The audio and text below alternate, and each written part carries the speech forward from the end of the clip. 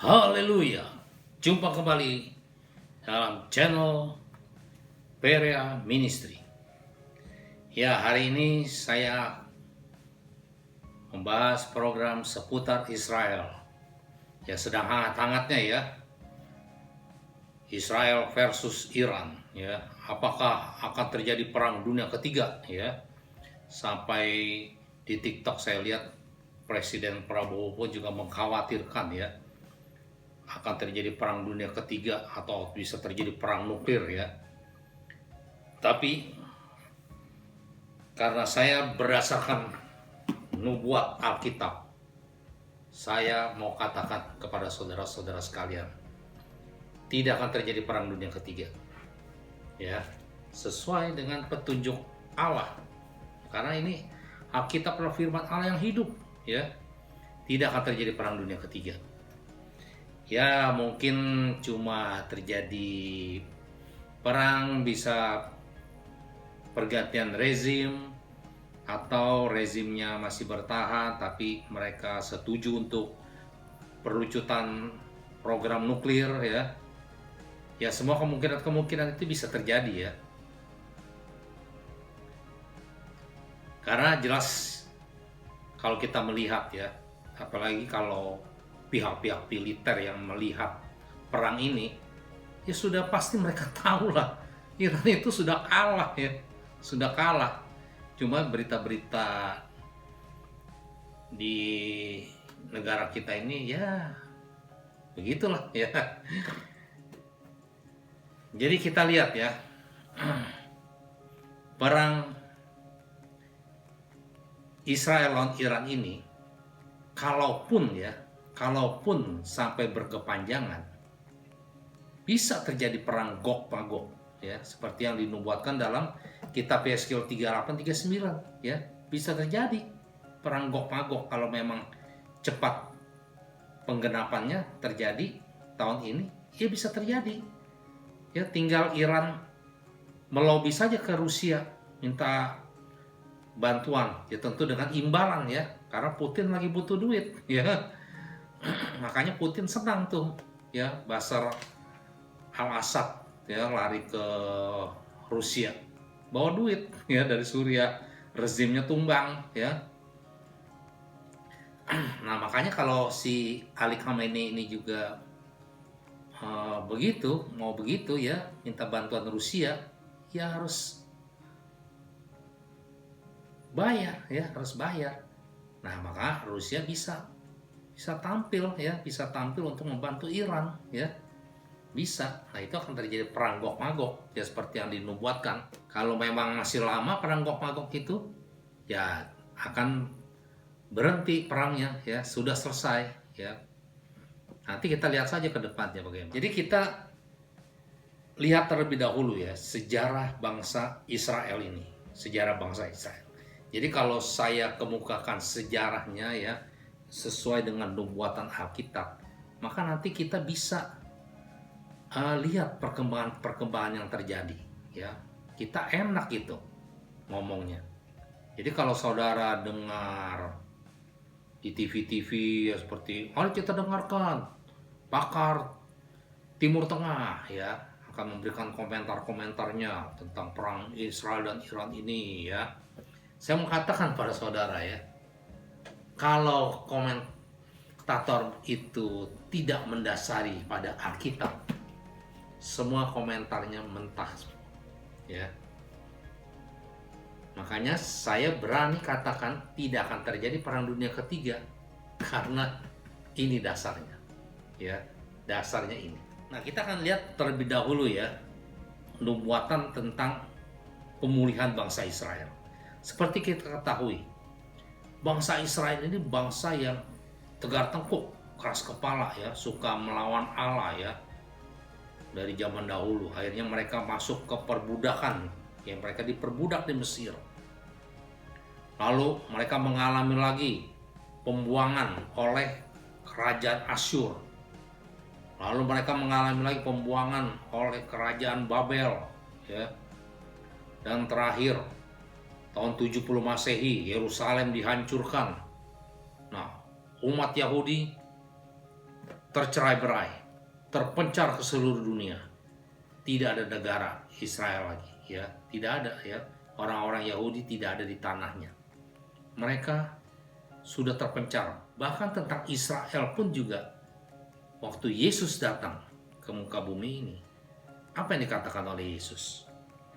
Nah, kita baca nih Yohanes 1 ayat 11 ya. Yohanes 1 ayat 11 ya. Nah, di situ dikatakan, ia datang kepada milik kepunyaannya, yaitu orang Israel, tetapi orang-orang kepunyaannya itu tidak menerimanya. Kita lanjutkan lagi, ada hubungannya dengan Yohanes 5 ayat 43. Yohanes 5 ayat 43. Aku datang dalam nama Bapakku dan kamu tidak menerima aku. Jikalau orang lain datang atas namanya sendiri, kamu akan menerima dia. Nah, tentang Israel ini sudah dinubuatkan ya. Jadi waktu Yesus datang sebagai juru selamat mereka itu menolak. Ya, makanya mereka menyalibkan Yesus. Nah, dikatakan lagi, mereka tidak mau menerima Yesus, tidak mau mengakui. Tetapi kalau nanti ada orang datang, ya, pakai nama Yesus, kamu justru akan menerimanya. Nah, siapa itu? Antikris. Nah, kita lihat nanti Israel itu akan mengalami kehancuran kembali itu nanti waktu di zaman Antikris. Sekarang ini belum, ya, belum tiba saatnya. Nah, kita lihat dahulu awalnya ini ya, awalnya pemulihan bangsa Israel. Kita lihat dalam nubuatan di kitab Yeskil 37. Lalu kekuasaan Tuhan meliputi aku dan ia membawa aku keluar dengan perantaran rohnya dan menempatkan aku di tengah-tengah lembah. Dan lembah ini penuh dengan tulang-tulang. Nah, jadi kita lihat seorang nabi di Israel yaitu Yeskil. Dia dibawa oleh Roh Tuhan ya. Dia dapat penglihatan. Dia melihat di dalam lembah ya, lembah.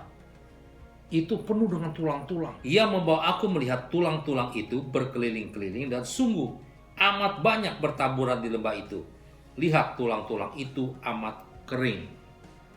Lalu ia, yaitu Allah, berfirman kepadaku, hai anak manusia, dapatkah tulang-tulang ini dihidupkan kembali?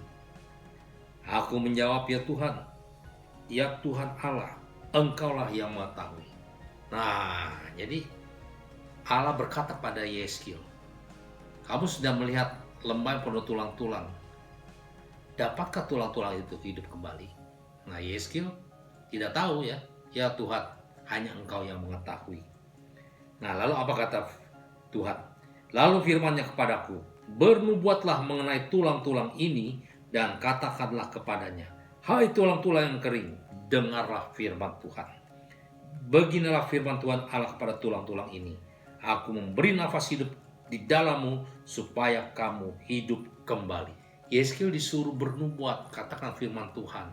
Hai tulang-tulang, hidup kembali. Nah, kita lihat ya. Kita lanjutkan lagi. Lalu aku bernubuat seperti diperintahkan kepadaku. Dan segera sesudah aku bernubuat, kedengaranlah suara, sungguh suatu suara berderak-derak. Dan tulang-tulang itu bertemu satu sama lain. Sedang aku mengamat-ngamatinya, lihat, urat-urat ada dan daging tumbuh padanya. Kemudian kulit menutupinya, tetapi mereka belum bernafas. Jadi tulang-tulang itu bersatu. Tapi masih bersatu saja ya. Belum ada nafas hidup. Belum hidup. Jadi tulang-tulang ini masih mati. Ya, tulang-tulang kering ini. Tapi sudah tumbuh, dikatakan sudah tumbuh kulit, ya, sudah tumbuh daging, di situ dikatakan. Nah, dilanjutkan lagi. Maka firman-Nya kepadaku, bernubuatlah kepada nafas hidup itu. Bernubuatlah hai anak manusia, dan katakanlah kepada nafas hidup itu, beginilah firman Tuhan Allah, hai nafas hidup, datanglah dari keempat penjuru angin, dan berembuslah ke dalam orang-orang yang terbunuh ini, supaya mereka hidup kembali. Nah, jadi Yeskil disuruh bernubuat ya. katakan ya kepada angin itu, berembuslah dari 4 penjuru angin. Nah, inilah artinya apa ya? Artinya bangsa Israel yang sudah tercerai-berai ke seluruh dunia, ke 4 penjuru dunia, dimanapun bangsa Yahudi berada, itu dinubuatkan bahwa mereka itu akan mendapatkan nafas hidup, yaitu kembali hidup di tanah mereka kembali. Nah, kita lihat ya, ini sudah dinubuatkan.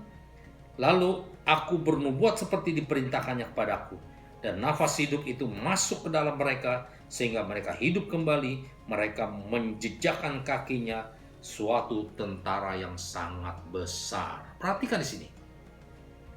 Bangsa Israel yang hidup kembali ini tidak sama seperti yang dahulu ya. Dikatakan mereka menjejakkan kakinya suatu tentara yang sangat besar. Wah, berarti luar biasa ya yang dihidupkan kembali oleh Allah ini, ya bangsa Israel ini.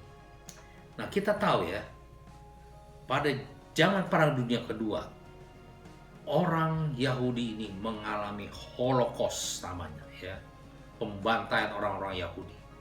Itu terjadi di Eropa yang dikuasai oleh Jerman ya pada waktu itu. Nah, umat Yahudi dibantai. Bayangkan 6 juta orang Yahudi tewas. Wih, sungguh banyak. Ini nih gambaran tulang-tulang yang Yeskiel lihat. Tulang-tulang di lembah kering, nggak punya harapan. Ya, mereka sudah tercerai-berai. Ya, dikatakan di sini. Tulang-tulang ini adalah seluruh kaum Israel. Sungguh mereka sendiri mengatakan, tulang-tulang kami sudah menjadi kering dan pengharapan kami sudah lenyap. Kami sudah hilang. Nah, jadi Israel itu sudah tidak punya harapan ya. Mereka itu bagaimana bisa menempati negara mereka kembali, sedangkan mereka tercerai-berai. Siapa yang bisa menyatukan mereka? Nggak ada. Justru Allah ya, Allah yang menggerakkan mereka. Roh Allah dari 4 penjuru dunia, semua orang-orang Yahudi yang ada di 4 penjuru dunia digerakkan oleh Allah, oleh Roh Tuhan untuk kembali ke tanah Israel, tanah Palestina. Nah, bayangkan ya, jadi ini sudah dinubuatkan. Oleh sebab itu bernubuatlah dan katakan kepada mereka, beginilah firman Tuhan Allah, sungguh aku membuka kubur-kuburmu dan membangkitkan kamu, hai umatku, dari dalamnya. Dan aku akan membawa kamu ke tanah Israel. Nah, siapa yang menyuruh orang Israel itu kembali ke tanah Palestina yang seperti yang diributkan sampai sekarang? Ini Allah, Allah yang esa, Allah pencipta langit dan bumi. Ini yang berkata. Kalau Allah sendiri yang berkata, nggak ada yang mustahil ya. Karena itu luar biasa. Ini Alkitab sungguh luar biasa ya. Digenapi apa yang Allah sudah katakan, digenapi. Pada tahun 1948 Israel diakui sebagai negara berdaulat. Mereka menjadi negara Israel tahun 48. Wah, luar biasa. Mereka diakui oleh PBB. Mereka diakui oleh dunia, ya. Nah, sejak diakui sebagai negara, mulai terjadi banyak pertentangan, ya. Negara-negara sekitar, ya, negara-negara di Timur Tengah, mereka nggak suka, ya, kalau Israel itu ada di negara Palestina yang mereka percayai, ya, di tanah Palestina istilahnya. Mereka nggak mau terima. Makanya propaganda sampai sekarang kan begitu ya. Israel itu disebut penjajah. Kan aneh ya. Israel disebut penjajah. Padahal yang membawa ini adalah Allah. Allah yang Maha Esa. Yang Allah sudah katakan harus terjadi. Ya nggak ada yang bisa menghalangi. Ya luar biasa kan. Nah, lihat kelahiran negara Israel tahun 48. Dan kamu akan mengetahui bahwa akulah Tuhan pada saat aku membuka kubur-kuburmu dan membangkitkan kamu, hai umatku, dari dalamnya. Aku akan memberikan rohku ke dalammu sehingga kamu hidup kembali, dan aku akan membiarkan kamu tinggal di tanahmu. Dan kamu akan mengetahui bahwa aku Tuhan yang mengatakannya dan membuatnya. Demikianlah firman Tuhan. Luar biasa kan? Nah, terjadi. Jadi umat Israel yang sudah ada terpencar di seluruh dunia bisa bersatu kembali dan masuk di tanah Palestina yang kita sebut sekarang ini, yang sedang diperebutkan, ya, sampai orang-orang merasa tanah itu bukan milik Israel. Ya, padahal sejarahnya kita kan sudah tahu, ya, itu tanah Kanaan, ya, tanah yang sudah dijanjikan Allah. Nah, Allah walaupun mereka banyak memberontak, tapi Allah tetap memiliki perjanjian dengan bapa leluhur mereka, Abraham, Ishak, dan Yakub. Dan Allah tidak pernah melalaikan janjinya. Pasti dia akan menepati. Ya, karena umat Israel adalah bangsa yang dipilih oleh Allah, bangsa pilihan Tuhan. Jadi kalau bangsa yang sudah dipilih Tuhan, tidak ada satupun yang dapat menghancurkan negara Israel. Makanya di Timur Tengah ini, ya, ada satu negara yaitu Iran. Iran itu bukan negara Arab, ya. Mereka itu bangsa Persia, ya. Mereka bukan negara Arab. Nah, Iran ini sangat berambisi untuk menguasai Timur Tengah. Makanya Iran ini ditakuti oleh negara-negara Arab di sekitar, ya. Di daerah Timur Tengah itu Iran itu paling ditakuti. Karena Iran memang lebih maju, ya. Persenjataan juga lebih hebat-hebat, ya. Kita bisa lihat mereka itu mengembangkan nuklir. Karena si Iran ini dia sudah melihat, ya, bagaimanapun, ya, Israel dikeroyok, tetap saja Israel menang, ya. Sejak perang kemerdekaan tahun 48, Israel dikeroyok oleh negara-negara Arab pada waktu itu. Ya, Iran belum masuk, belum terlibat, ya. Ini negara-negara Arab, karena kan Iran itu bukan negara Arab, negara-negara Arab. Tapi Israel tetap keluar sebagai pemenang. Tahun 67 terjadi perang lagi, perang 6 hari, ya. Semua negara Arab mengeroyok Israel kembali, tapi hasilnya Israel merebut Yerusalem, sehingga sekarang ini dijadikan ibu kota oleh Israel. Dan negara Arab nggak bisa mengalahkan Israel. Tahun 73 terjadi lagi pengeroyokan. Diserang lagi bangsa Israel. Perang Yom Kippur namanya, ya. Tapi Israel keluar sebagai pemenang lagi. Nggak bisa terkalahkan, ya. Maka saya katakan, kalau Israel sudah diperintahkan Tuhan untuk masuk kembali ke tanahnya, tidak ada satupun kekuatan negara manapun yang dapat merenggut Israel dari tanahnya. Tidak ada satupun negara yang dapat menghancurkannya kembali. Makanya saya pernah dikatakan, Iran sesumbar mau menghapuskan Israel dari peta dunia. Nggak bakalan bisa. Kan saya sudah katakan kemarin dalam program Israel yang kemarin yang tentang Zionisme. Situ saya sudah katakan, ya, di situ. Israel nggak bisa dihancurkan, ya.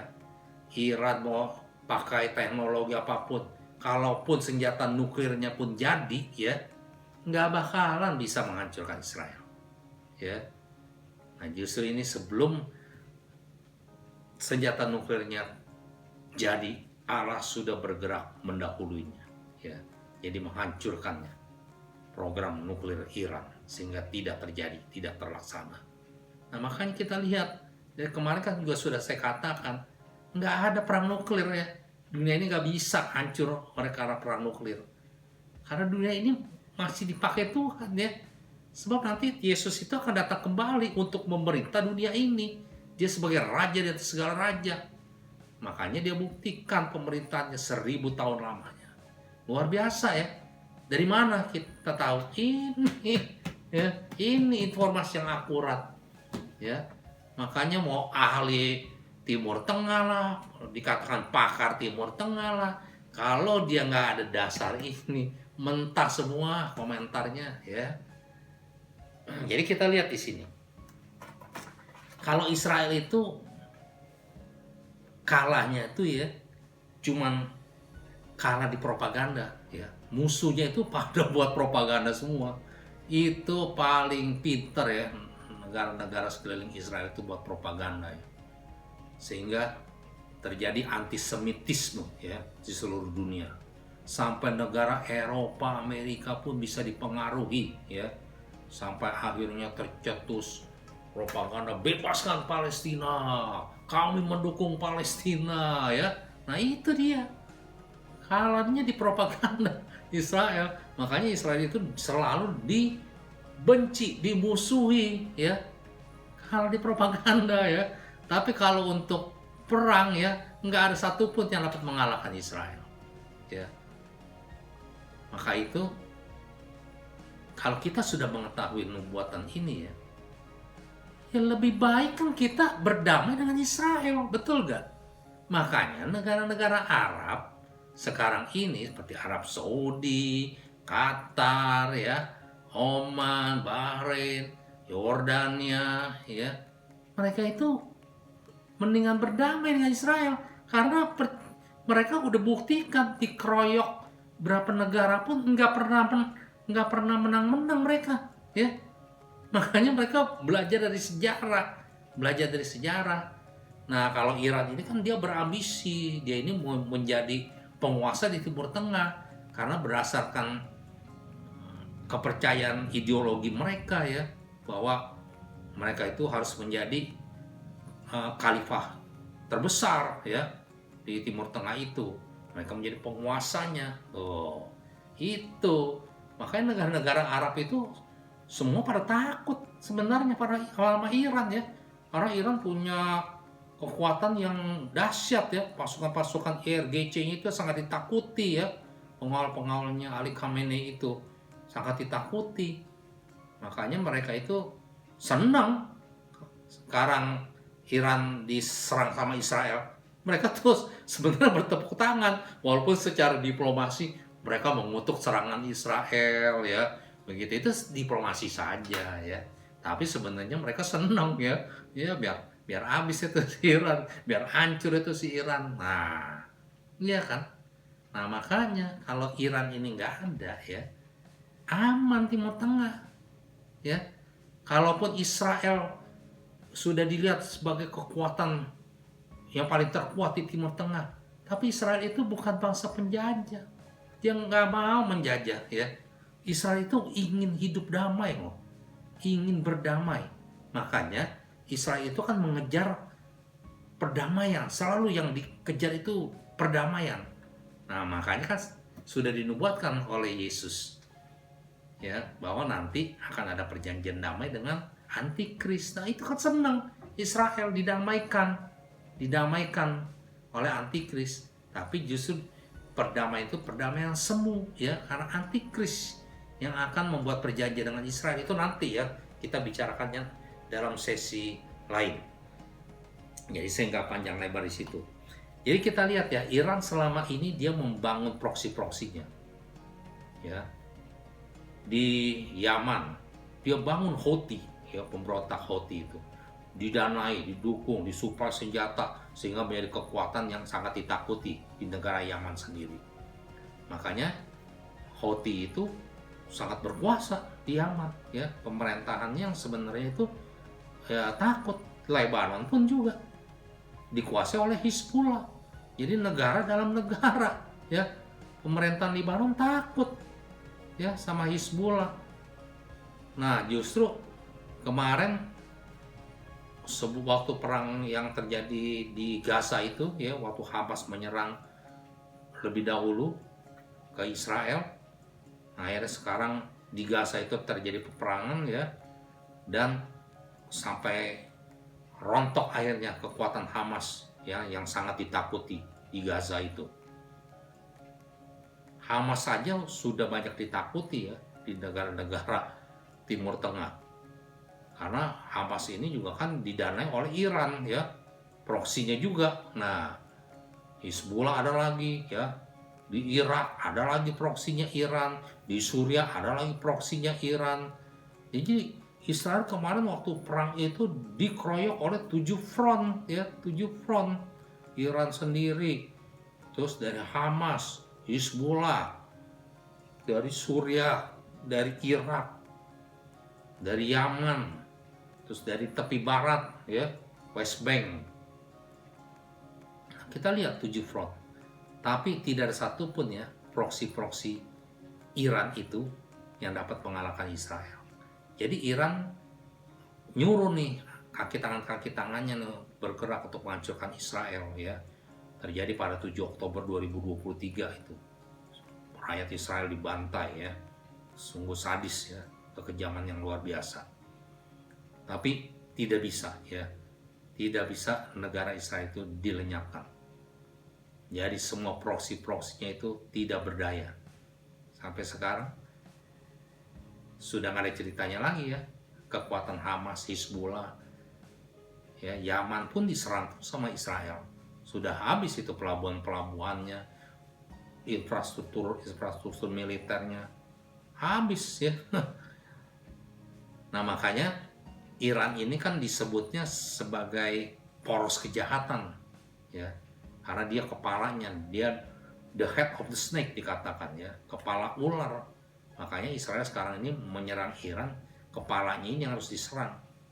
Supaya kalau kepalanya udah diserang lumpuh, udah nanti kaki-kakinya nggak berdaya, ya, seperti Houthi mau dapat senjata dari mana lagi, ya, mau dapat bantuan dana dari mana lagi. Iran sudah nggak berdaya, ya. Itulah yang terjadi. Hamas pun juga, ya kan, Hizbullah sudah tidak ada. Makanya itu pasukan perdamaian di PBB nggak ada gunanya, ya, karena yang berkuasa di sana Hizbullah, ya. Pemerintahannya mah, ya, nggak berani dengan Hizbullah.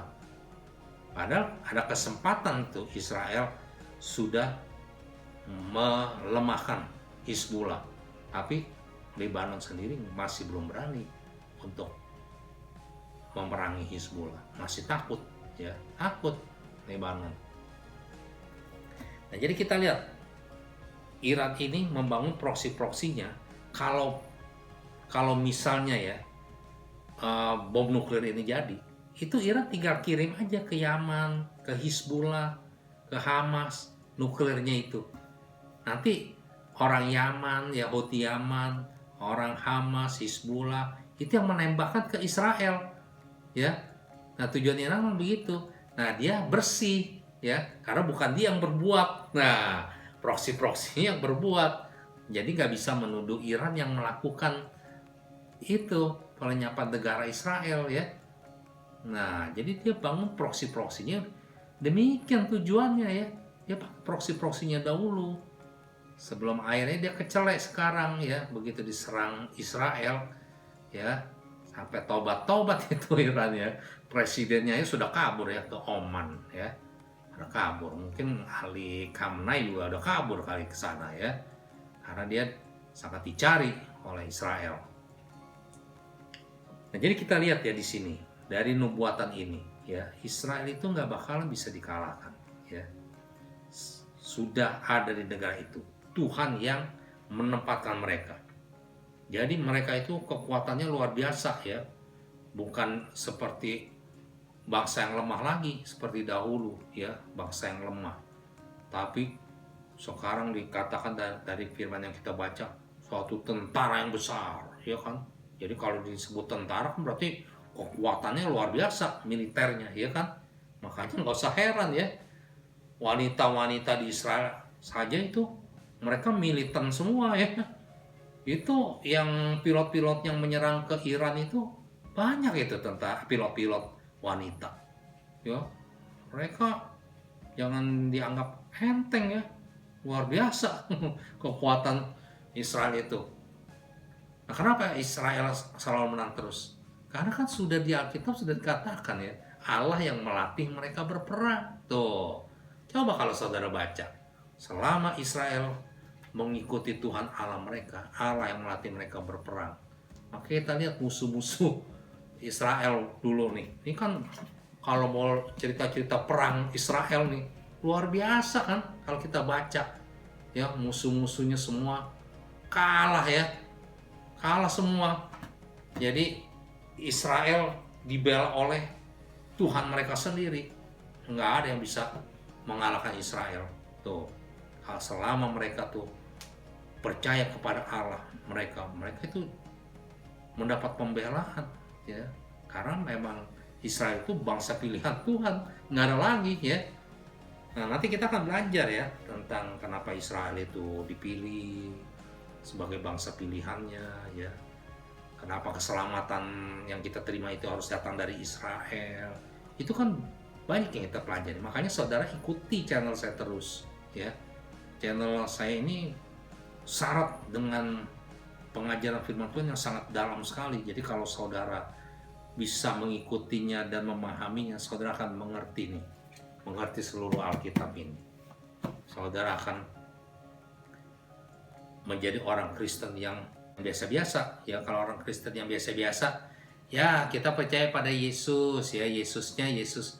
Ya, itu kan semua agama kan ada nabinya, ya kita orang Kristen itu nabinya Yesus ya. Bukan demikian ya. Kalau kita cuma menganggap demikian, ya kita Kristennya masih belum apa-apa, ya belum apa-apa. Kita justru harus mengenal siapa Yesus itu. Makanya di dalam khotbah Natal kan saya sudah sampaikan, kita harus mengenal Yesus yang dibungkus kain lampin, ya kain lampin. Nah, coba saudara dengarkan ya, itu dalam ya, khotbah yang saya sampaikan di Natal itu dalam ya. Lalu tentang Paskah juga, itu maknanya dalam. Kalau saudara dapat ikuti ya, wah saudara bisa dapat pengertian yang luar biasa ya. Jadi saudara nggak seperti orang-orang Kristen, entah sedikit-sedikit, ya si A pindah agama, nah ya kan, nggak ada lagi yang begitu ya. Kalau pindah agama itu yang saya bilang kan, itu orang Kristen yang biasa-biasa, yang nggak ngerti firman Tuhan. Jadi mereka cuma menganggap Yesus itu hanya sebagai nabi ya, seperti nabi dari agama-agama lain ya kan. Nah, padahal kalau kita ngerti, Yesus itu adalah Allah yang Maha Esa ya, Allah pencipta langit dan bumi ya. Kan saya sudah jelaskan itu makna-maknanya ya sepanjang channel YouTube yang saya buat itu syarat makna-makna yang sangat dalam ya. Saudara ikuti ya, dengan saya sampaikan dengan bahasa yang sederhana supaya saudara dapat mengerti, dapat memahaminya. Itulah tujuan saya, supaya saya bisa memberikan sesuatu yang bisa saudara pahami sehingga saudara makin dekat dengan Allah yang kita sembah. Maka kita lihat di sini ya. Kalau dunia ini ya, mereka kalau melihat misalnya rudal Iran jatuh ke Israel menghantam seperti rumah sakit kemarin, wah dunia bersorak-sorai. Woi, padahal korbannya mah cuma sedikit ya, cuma bangunannya juga banyak mujizat terjadi ya. Bangunannya tuh tidak ada yang langsung terkena rudal langsung hancur ya, terus rakyatnya yang di dalam bangunan itu mati semua, enggak ya. Rakyatnya juga, korban-korban sipil juga sedikit yang jadi korban ya. Korbannya luka-luka ringan ya, mati paling 2-3 orang kalau rudal jatuh itu ya kan. Tapi berita di dunia, wah Israel remuk, hancur ya kan. Kalau dalam perang ya, walaupun Israel mempunyai Iron Dome ya untuk menangkal serangan-serangan rudal, ya kalau 1-2 yang lolos ya maklum lah. Tapi kan dari sekian ratus, 300 rudal yang tembakan, lalu cuma 2 yang jatuh, berarti kan masih bisa ditangkal, itu kan luar biasa. Tapi beritanya ya Israel kalah, hancur ya, remuk. Nah itu dia ya, makanya Israel itu kalahnya di propaganda ya, kalah di propaganda. Jadi dunia itu senangnya dengar berita yang begitu. Kalau ada kehancuran di Israel, wah tepuk tangan, Tapi nggak tahu ya, Iran itu babak belur. Dalam hari pertama aja, serangan Israel aja, berapa puluh jenderal yang mati. Ya kan? Jenderal-jenderalnya aja yang militan itu mati ya. Di hari pertama, serangan hari pertama. Luar biasa. Kalau sekarang tinggal Israel ngebomin aja ya. Semua infrastruktur militer tinggal dibom-bom saja ya.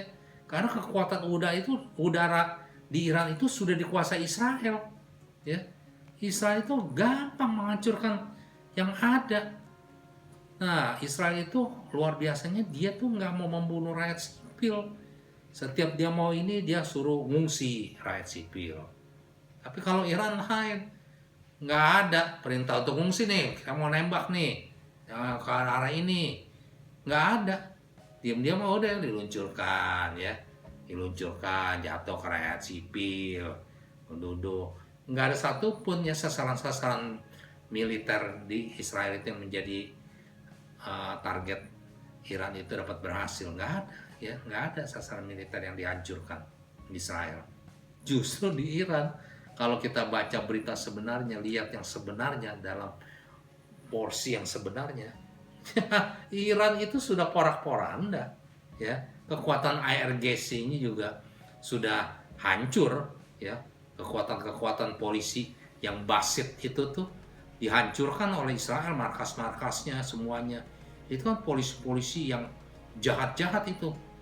Ya itu yang menindas para penduduk. Ya kalau ada penduduk yang macam-macam apa itu, ini yang turun tangan itu kepolisian Basit ini yang jahat-jahat itu ya. Makanya rakyat Iran itu takut ya. Rakyat Iran itu sebenarnya tidak membela Khomeini ya. Nggak ada mereka itu senang dengan pemerintahan yang sekarang, nggak ada. Maka malah mereka itu bertepuk tangan ya, senang Israel diserang Iran ya. Bahkan di jembatan, salah satu jembatan, ada penduduk menulis surat, tolong Israel ya, bunuh Ali Khamenei ya kan, begitu ya. Rakyat Irannya ya nggak ada yang suka. Makanya Mossad enak kerjanya ya, dia masuk ke sana karena rakyat banyak mendukung. Makanya nggak usah heran sebelum Israel menyerang itu Mossad udah masuk ke dalam. Mossad itu bisa punya pabrik drone ya. Mossad bisa bikin drone di Iran. Nah, pada waktu serangan terjadi, drone itu tinggal dilepaskan menghancurkan semua titik-titik di mana para jenderal ada, semua udah ditandai semua. Israel tinggal datang ke pesawatnya, ngebom beres semuanya. Radar-radar semua, sistem pertahanan udaranya itu sudah dikuasai Mossad semua ya. Hancur sementara ya. Iran yang sesumbar mau menghapus Israel dari peta dunia dalam hitungan hari saja sudah nggak berkutik ya. Kita lihat buatan Alkitab luar biasa ya. Jadi kalau Allah yang sudah menempatkan Israel di tanah itu kembali, nggak ada satu kekuatan pun yang dapat merenggutnya ya. Nah karena itu kita jangan ikut-ikut dikit-dikit menyalahkan Israel, mengutuk Israel. Wah Israel salah. Enggak ya. Israel itu enggak sejahat yang kita pikirkan. Seperti yang kemarin saya sampaikan tentang Zionis. Zionis itu bukan hal yang jahat, itu suatu kerinduan ya bangsa Israel itu untuk kembali ke tanah mereka ya. Itu suatu kerinduan. Jadi bukan suatu alat politik atau apa gitu, bukan ya. Israel itu bukan sebagai bangsa penjajah, bukan ya. Mereka itu ingin kembali ke tanah mereka ya. Seperti berita-berita yang nggak benar ya. Setiap ini Israel diberitakan, wah Israel menggenosida rakyat Gaza, kita harus membantu rakyat Gaza. Padahal rakyat Gaza itu dikasih makan sama Israel, dikirim supply. Nah, dikirim supply itu, supply-nya itu dicuri sama Hamas. Dan setelah dicuri, lalu Hamas menjual supaya dapat duit. Hamas itu, dia perlu duit. Nah, kita lihat. Jadi rakyat menderita dengan Hamas itu sendiri. Korban-korban yang mati itu di Gaza itu perbuatan Hamas. Hamas Kalau lagi nggak perang, wah bangga tuh dengan seragam militernya. Wah, tampilkan semua.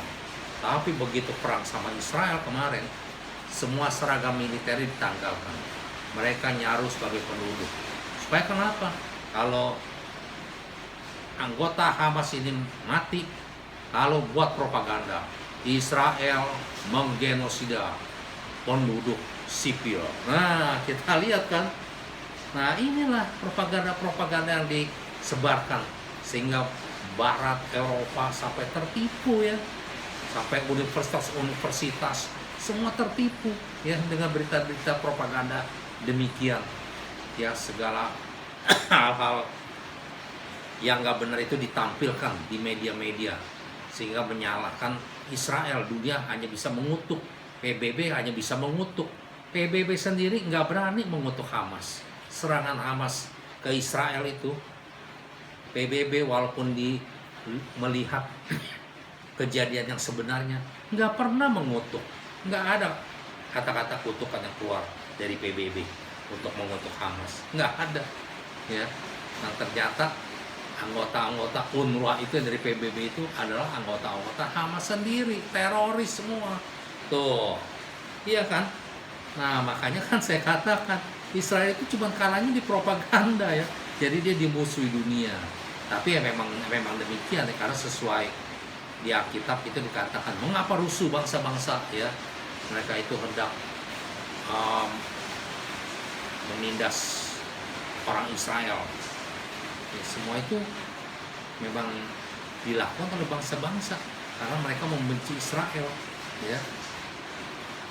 Nah, sampai di sini dahulu ya yang saya bisa sampaikan supaya saudara bisa mengerti ya bagaimana asal mulanya Israel ini ada di tanah kelahirannya kembali dan bagaimana kelanjutannya sehingga saya berani katakan tidak akan terjadi perang dunia ketiga ya, tidak akan terjadi perang nuklir.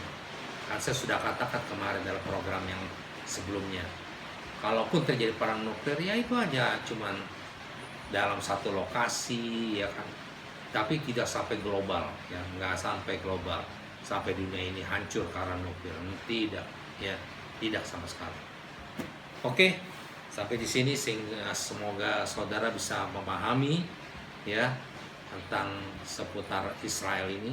Saudara ikuti terus ya, viralkan ya, bagikan ya pada orang-orang yang saudara kasihi ini, dengar ya, supaya kita jangan salah menilai Israel ya, jangan salah ya, kita harus lihat di dalam kacamata yang benar ya, kita harus lihat sesuai dengan nubuatan Alkitab karena ini Allah sendiri yang berbicara. Allah memberikan kitab ini ya sudah ribuan tahun, walaupun banyak orang yang mengatakan kitab ini palsu, jangan dengar ya, jangan dengar. Memang iblis tujuannya begitu ya, supaya kita ini jangan sampai tahu Alkitab. Kalau sampai tahu Alkitab ini kan setan kerjanya jadi terhambat ya. Kalau banyak orang Kristen yang nggak tahu Alkitab kan enak kerjanya setan. Itu yang setan mau begitu ya. Nah, jadi kita cuman bisanya kalau kita nggak ngerti Alkitab, kita menyalahkan Israel, dikit-dikit, wah nggak benar itu Israel, kita harus singkirkan Israel karena kita ini gereja sebagai pengganti Israel. Tidak ya, saya sudah sampaikan kemarin ya tentang yang Zionis itu ya. Jadi entitas gereja dan Israel itu sangat berbeda ya, masing-masing berdiri sendiri. Nanti kita akan pelajari lebih dalam lagi ya. Nanti saudara akan mengerti kalau saudara ikuti terus. Amin.